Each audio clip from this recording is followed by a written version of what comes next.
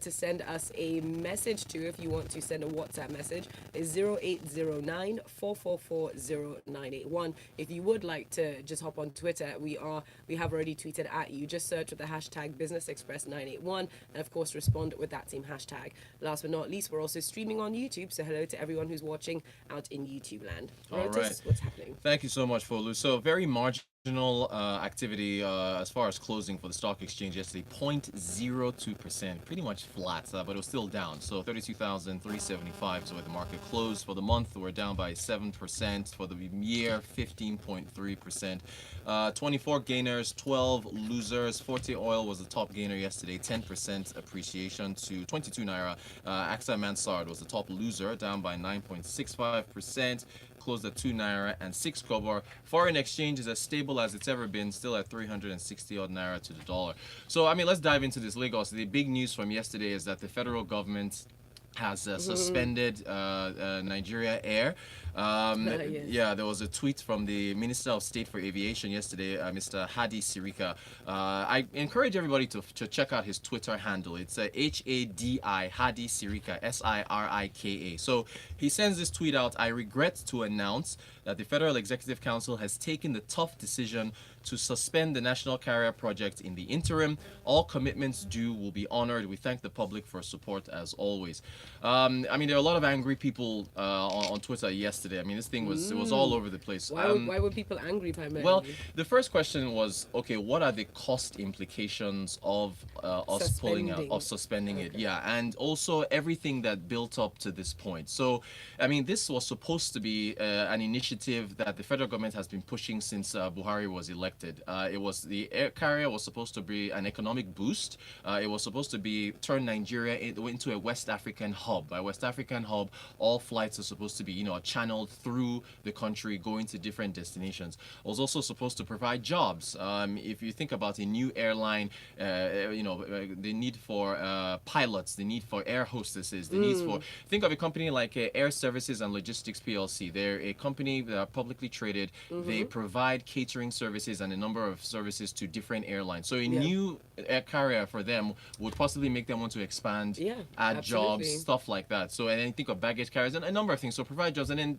another important thing was foreign exchange. You're a travel blogger. You guys, you check out Folu's YouTube page. Yeah, you travel a lot. So I do. The Nigerian airline theoretically will say, okay, Folu Storms that travels around does her blog. She could, instead we'll collect her dollars to fly with us. I'm with you. I'm just curious about the outrage. Anger now, okay. So let's outrage because I didn't really think people really expected it to take off, because when it was announced there was outrage. There was why do this? This is a waste of our funds. Exactly. So let's look at the cost implications. Now, in May of last year, we learned that the federal government of Nigeria had engaged not one, not two, not three, not four, not five, but 6 consultants that were supposed to revamp the aviation sector of the economy and get Nigeria Air off the ground. This came at a cost of 1.5 billion naira for these 6 consultants. Now, in July, when Air Nigeria logo was released, Mr. Hadi Sirika went off to a show in the United Kingdom called an air show called Farnborough. Farnborough is I think it's biannual. It's an air show where the who's who in the aviation industry gets together to show off new airplanes, new aerospace technology, and stuff like that. So he went there, and again, I've encouraged people to go and check out his Twitter page. He posed with Boeing, the CEO of Boeing. He posed with the CEO of Airbus. Boeing and Airbus are like the Coca-Cola and Pepsi of the aerospace industry. Biggest players, largest market share. They make a lot of planes. He posed with the CEO of Ethiopian Airlines. It's a lot of posing happening. He posed with the CEO of Qatar Airways. He so he was so many pictures showing that they were investors. They were talking. Yeah, they were in talks. They were in talks. So when you think about all this coming to a head and not happening, besides the cost, I mean, going to the United Kingdom is not cheap. He carried his delegation there, hotels, feeding. What about the cost to our integrity? Yeah, because what is Boeing now going to think about Nigeria? What is Airbus going to think about Nigeria? What is Ethiopian Airlines, Qatar, all these people that we're talked to, us pulling out? Funny enough, as all this happened, also yesterday was not a good day for Nigeria at all in the PR space. A report came out from the Heritage Foundation. The Heritage Foundation is a conservative think tank that's been around since 1973. They released a report showing the countries with the least amount of integrity around the world. The number one country on that list was Venezuela. Number two was Nigeria. Yeah, it was pretty bad. So on the good side, we have not actually wasted the money that people said wasn't there. All right. So the startup capital, I believe, was $8 million, which is about 2 billion naira. And you need another $300 million again for this thing to take off.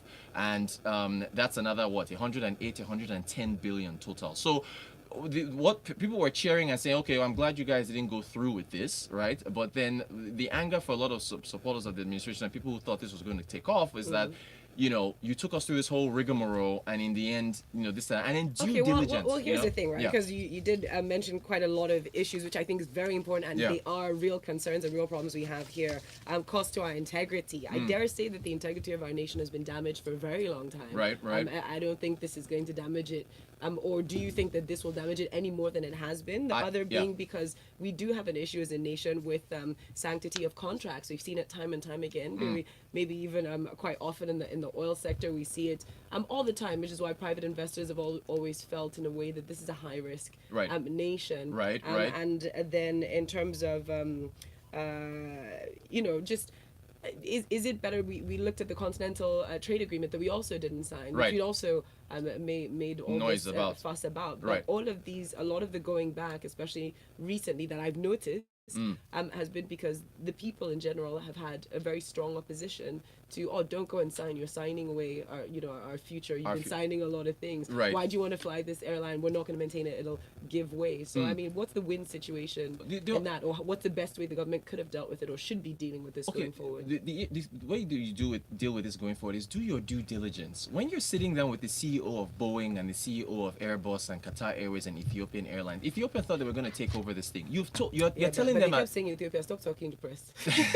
Remember that. Remember, because Ethiopia kept coming out, and the government said, we have not made a... Right.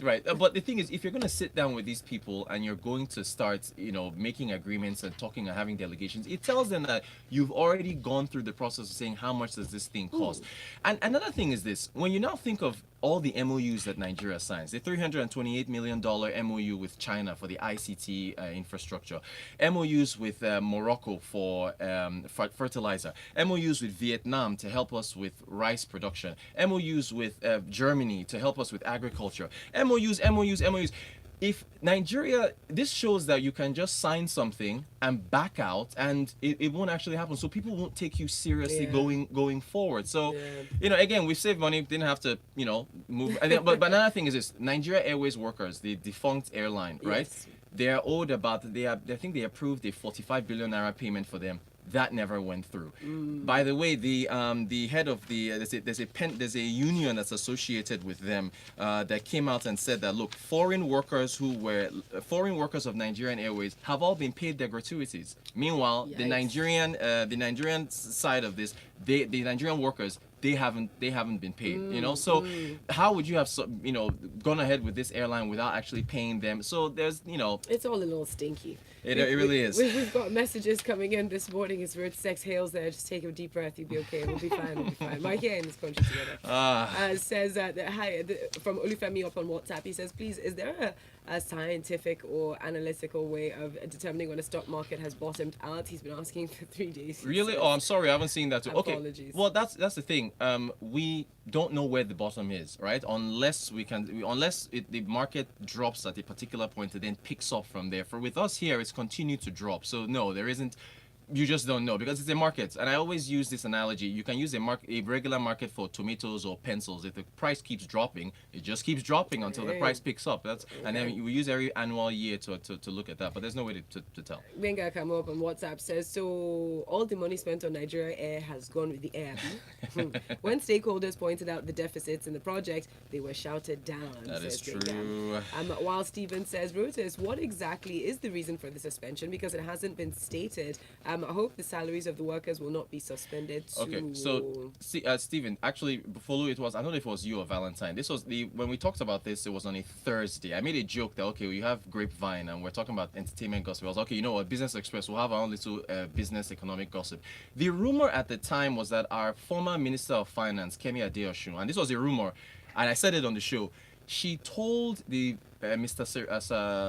Saraki, yeah, I keep wanting to say Saraki, Yeah, Sirika. no, Sirika. She told Annie Mr. Sirika. Sirika, right? She told Mr. Sirika that Oga, there is no money for this airline. So generally, the gist is, although they didn't tell us the reason, the gist is that there was no money to actually take off. Again, due diligence. Didn't you know that there will not be enough money? You budget all these things ahead of time. You've been talking about the airline since 2015. You've talked to all these investors. You've made all this hoopla on Twitter, social media. The logo. We saw the logo. We were ready. We was launched a the logo. designer, yeah. Yeah. It was a. They said it was a company in Bahrain. It wasn't even a Nigerian company. They gave the project to. Rotus. You know. They were hopeful.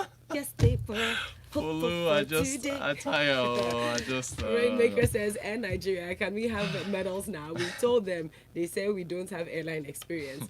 The problem is that this confirms our bad integrity in honoring deals and walking the talk. There isn't much integrity left for us. Please, Rotus. Let's move on, Abby. Al Darlington from Apapa says, so what happens to the massive amount spent on the funfair that characterized the unveiling of that logo?